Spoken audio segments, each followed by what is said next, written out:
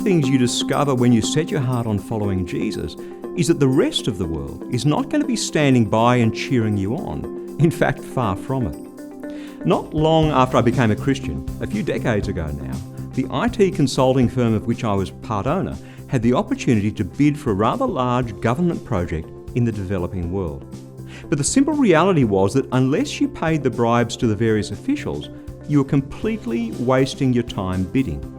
As you can imagine, as a brand new Christian, I was faced with a real dilemma. And can I tell you, I came under quite some pressure to compromise.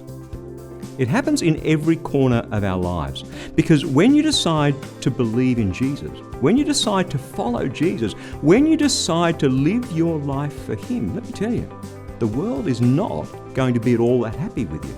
They'll criticise you, they'll laugh at you, they'll persecute you, whatever fits best at the time.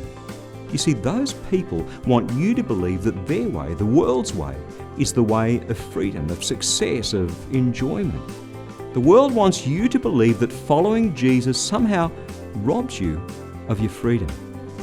What do you believe?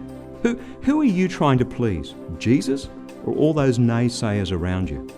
Paul the Apostle made a very clear decision on that question in his life. Galatians chapter 1, verse 10. Am I now seeking human approval or God's approval? Or am I trying to please people?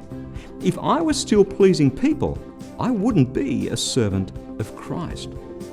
People are so fickle, have you noticed? Jesus did. That's why we're told in John chapter 2, verses 23 to 25, that when he was in Jerusalem during the Passover festival, many believed in his name because they saw the signs that he was doing.